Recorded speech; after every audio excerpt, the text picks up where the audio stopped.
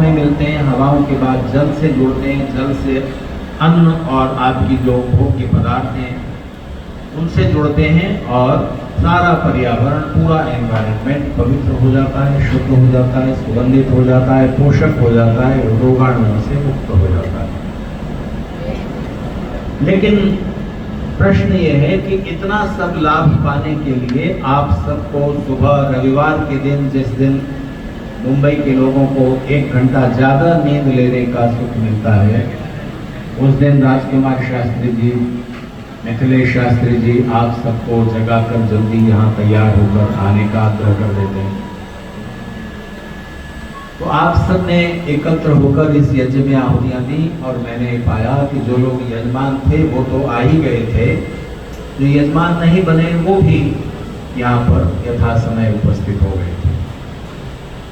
मैं ही थोड़ा आधा घंटा देर से आया। उसका कारण ये था कि मेरे मन में ऐसा संस्कार था कि कार्यक्रम 8:30 बजे से शुरू होगा।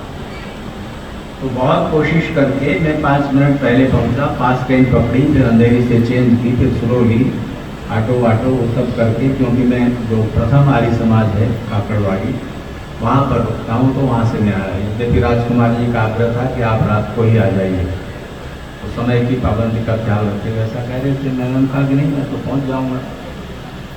तो मैं भी यथा समय आ ही गया। अगर लोकल ट्रेन चल पड़ी हो और आप आखिरी डब्बे में भी चढ़ जाएं तो चढ़े हुए तो माने जाएंगे, ऐसा सोच के बहुत लोग केवल पूर्णाहुति के लिए बड़े यज्ञों में जाते हैं कि बस आखिरी 3 आहुति दे दें।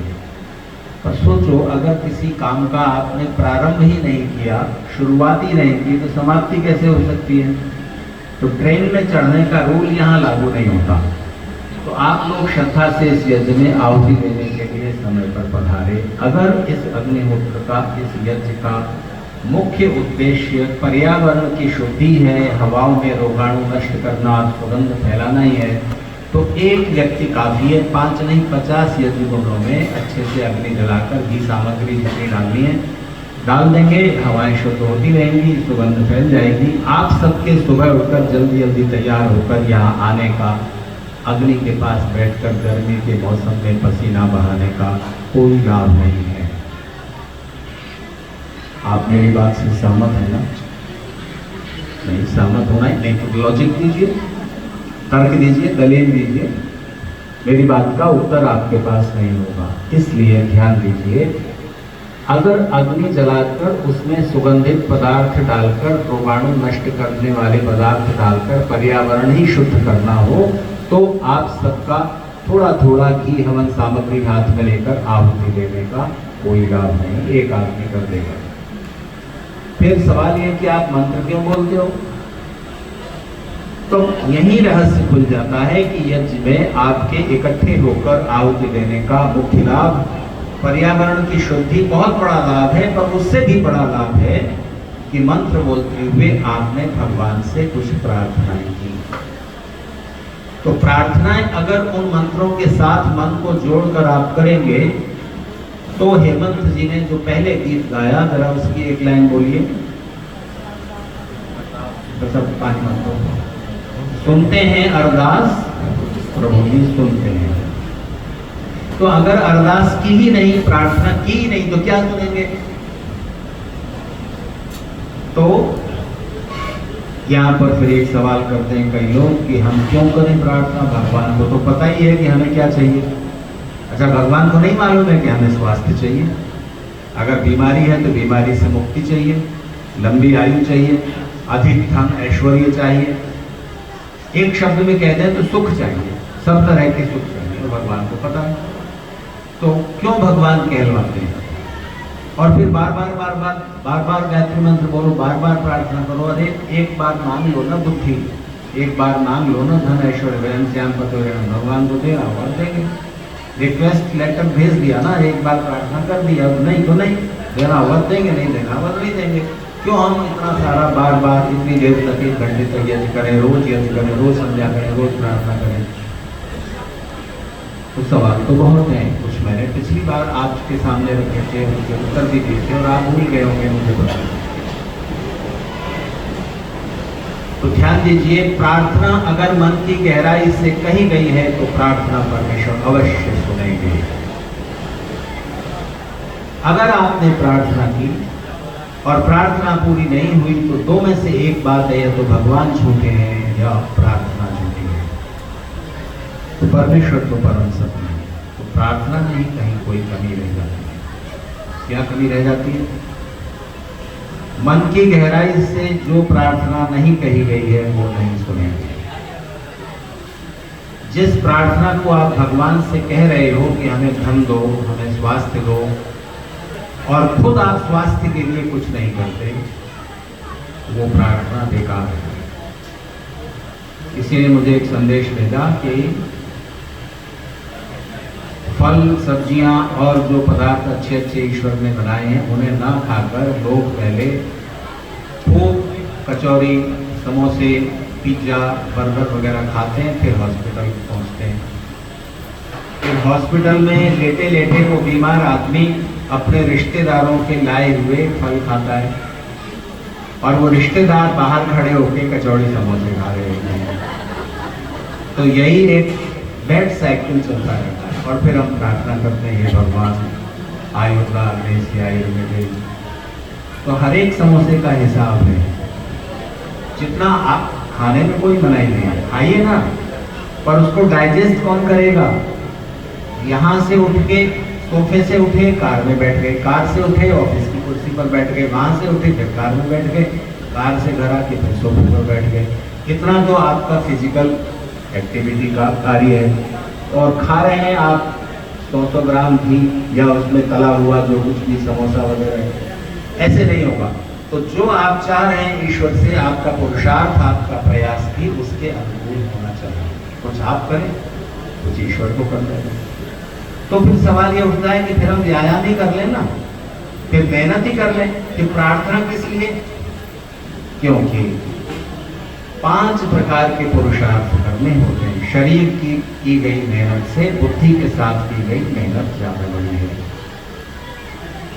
बुद्धि के द्वारा किया गया परिश्रम उससे भी ज्यादा महत्वपूर्ण हो जाता है जब आप मन भी जोड़ देते हैं। किसी भी पुरुषार्थ के साथ आप मन जोड़ कर देखिए तो बड़े से बड़ा, कठिन से कठिन काम आसान हो जाएगा। कुछ कर गुजरने के लिए मौसम नहीं, मन चाहिए।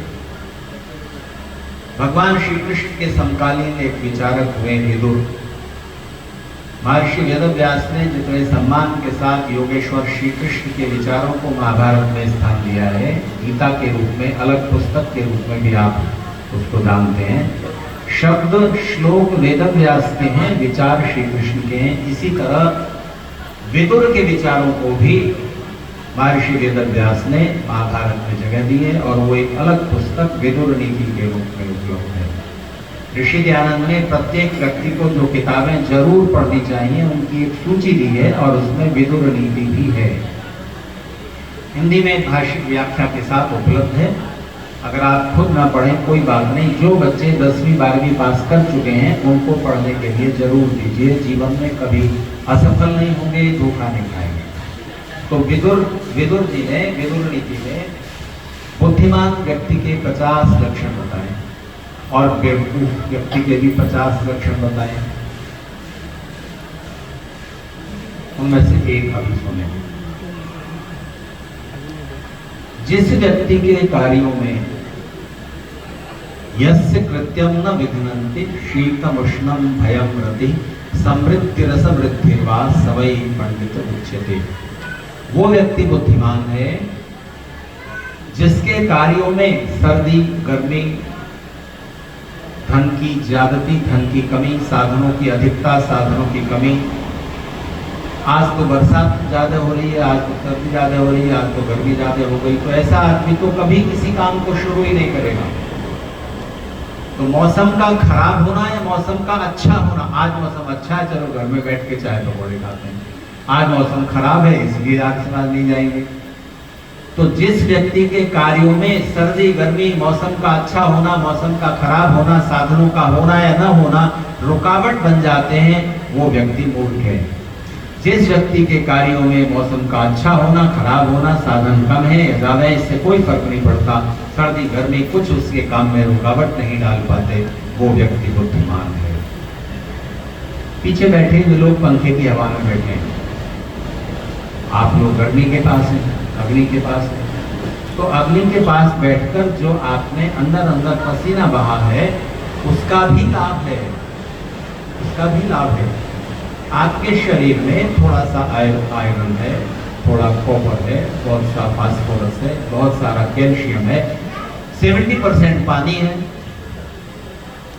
तो वो पानी दो तरह से रोटेट होना चाहिए, घूमना चाहिए, सर्कुलेट होना चाहिए शरीर में। उसके उस वाटर के परमाणुओं का, मॉलिक्यूल्स का विखंडन होना चाहिए, वो तभी होगा जब शरीर में पसीना निकलेगा। या तो व्यायाम करके पसीना निकालो, अग्नि के पास बैठकर निकालो। आपने कभी ये बात सोची कि ज्यादातर हलवाई, 90% हलवाई जो भट्टी के पास बैठकर मिठाइयां बनाते तलते रहते हैं, वो मोटे क्यों हो जाते हैं? क्योंकि वो जो खोल रहा है ना घी और तेल, वो सूक्ष्म होकर रोमकूपों से अंदर जा रहा है। तो महिलाएं घर में तो 2-3 घंटे किचन में बिताती हैं और तड़का लगाया, खूब सारा तेल घी डाल करके, तो वो तो सब रोमकूपों से अंदर जाएगा, तो आपके शरीर में भी वो तत्व जाएंगे, पर उतना नुकसान नहीं करेगी वो चिकनाई जो ऐसे खाने से हुई थी। अगर शरीर में फैट बढ़ने का कई लोगों को जेनेटिकली होता है, तो थोड़ा कवर कर लें शरीर को, गर्मी लगेगी कोई बात नहीं, पसीना आने दीजिए, और वो जो चिकनाई है वो रोमकूपों से अंदर कर जाए। पर यज्ञ की बात अलग है, यहाँ तो जड़ी बूटियां डाली जाती हैं। तो जब आपके शरीर में पसीना निकल रहा है, शरीर में पानी वाला हिस्सा रोटेट हो रहा है, और उसके उसी समय अग्नि में जो आपने जड़ी बूटियां डाली, वो आपके आसपास जो हवा है उसमें जुड़ी, और वो आपके रोमकूपों के साथ वो सूक्ष्म पदार्थ भी अंदर प्रवेश करेंगे। इसलिए यज्ञ के द्वारा चिकित्सा भी होती है। उन चीजों को चुने जिन्हें आप खा नहीं सकते पर बीमारी में काम आती है। हाथ पैरों जोड़ों में दर्द है, रोज घर में यज्ञ कर लें, और जब अंगारे हो जाएं उसमें थोड़ा गूगल डाल दीजिए। गूगल मिलेगा, अच्छा गूगल कालबा देवी में या दिल्ली में खारी बावली में। गोरेगांव में कहाँ मिलता है, राजकुमार जी को पता होगा, मिथिलेश कुमार का। गूगल नकली भी आता है, इसकी सुगंध, असली गूगल की एक बार सुगंध आप जान लेंगे तो उससे पहचान जाएंगे कि असली गूगल। तो उसको डाल दीजिए, वो धुआं होने दीजिए कमरे में, और उस कमरे में वो हवन कुंड रख दीजिए, अंगारों पर जो गूगल डाला उसका धुआं, जिसमें आप ज्यादा समय गुजारेंगे। तो सांस के द्वारा वो जो गूगल का सूक्ष्म तत्व अंदर जाएगा। जोड़ों में दर्द शुरू होने से पहले से ये काम कर लेंगे तो दर्द होगा नहीं, हो गया है तो उसमें काफी लाभ होगा। मैं ये गारंटी तो नहीं दूंगा कि बिल्कुल ठीक हो जाएगा, क्योंकि बहुत कुछ चीजें वृद्धावस्था के कारण आपके कैल्शियम कम हो गया, विटामिन D3 कम हो गया, आप कभी धूप में निकलते नहीं, पसीना निकलता नहीं। और प्रार्थना करोगे भूयश्च शरदा शता जीवेम शरदा शतम, तो ये प्रार्थना बेकार चली जाएगी। तो कौन सी प्रार्थना बेकार चली जाती है? जिन प्रार्थनाओं को पूरा करने को आप भगवान से कह रहे हैं और उस प्रार्थना के लिए आप खुद कुछ प्रयास नहीं कर रहे, वो प्रार्थना बेकार हो जाएगी, झूठी है। जो प्रार्थना सृष्टि के नियमों के विरुद्ध है वो प्रार्थना नहीं सुनी जाएगी। जो प्रार्थना व्यक्तिगत राग द्वेष पर आधारित है कि हे भगवान पड़ोसी का बिजनेस बड़ा अच्छा चल रहा है, बड़ा अहंकार आ गया, इसमें जरा घाटा डाल दो करोड़ों रुपए का, ये राग द्वेष की प्रार्थना, इससे कोई मतलब नहीं है। वो प्रार्थना बेकार चली जाएगी जो मन की गहराई से नहीं की गई है। तो वो प्रार्थना तो आप घर में भी कर सकते हो। तो जिन लोगों ने यजमान बन के यज्ञवेदी के पास बैठकर प्रार्थना की उनकी सुनी जाएगी, और जो पीछे एकदम पीछे कुर्सी पर बैठे हैं उनकी सुनी जाएगी। तो आप कहेंगे कि प्रार्थना तो प्रार्थना है, जहाँ भी सच्चे मन से की गई वहां सुनी जाएगी, तो घर में भी तो कर सकते थे आप, तो यहाँ क्यों आए? इसका उत्तर ये है कि घर में जो आप करेंगे अच्छा है, वो भी लाभ करेगा, लेकिन यहाँ आकर एक सामूहिक भाव जागता है, एक सामूहिकता का भाव जागता है, हम जुड़े हुए हैं। परमेश्वर ने केवल केवल मनुष्य को यह सौभाग्य दिया है कि वो अपने प्रयास, अपने पुरुषार्थ, अपने एफर्ट, अपने परिश्रम और अपने ज्ञान, अपनी नॉलेज, अपने विचार को जोड़ सकता है। तो एक एक इंडिविजुअल, एक एक इंसान के द्वारा किए गए परिश्रम की बजाय सामूहिक परिश्रम ज्यादा महत्वपूर्ण है। इस धरती पर बहुत सारे समुदाय हैं जो अलग अलग समुदाय बटे हुए, राष्ट्रीयताओं के आधार पर ये भारत के लोग हैं, ये चाइना के लोग हैं, ये अमेरिकन हैं, सिटीजनशिप के आधार पर अलग अलग समुदाय हैं। धार्मिक विचारधाराओं के कारण अलग अलग समुदाय हैं, ये हिंदू है, मुसलमान है, सिख है, जैन, बौद्ध, ईसाई है। तो ऐसा कौन सा समुदाय है जिसका सामूहिक पुरुषार्थ मिलजुल कर किया गया प्रयास, परिश्रम सबसे कम है, सबसे कमजोर है? उस समुदाय का नाम बताइए।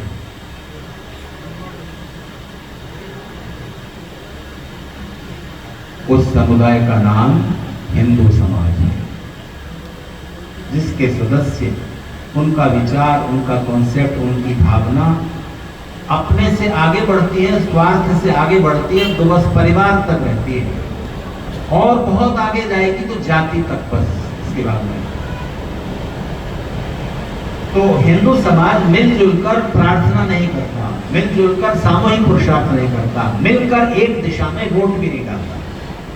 ये इसकी कमजोरी, इसकी शक्तिहीनता, इसके पतन, इसकी गिरावट का कारण है। यज्ञ तो संगतिकरण का नाम है, मिलकर पुरुषार्थ कीजिए। यज्ञ दान का नाम है, आप सहयोग ले रहे हैं, सहयोग दीजिए, एक दूसरे का सहयोग कीजिए, मिलकर कीजिए। और मिलकर जो पुरुषार्थ किया जाएगा, मिलकर पुरुषार्थ करने वालों की निश्चित रूप से विजय होगी। 5 गुंडे संगठित होते हैं, यूनाइटेड होते हैं, और बस में 50 यात्री बैठे होते हैं, 50 को लूट के चले जाते हैं, क्योंकि वो अकेले अकेले, वो 50 नहीं, ये 5 हैं, और इनके मुकाबले में एक।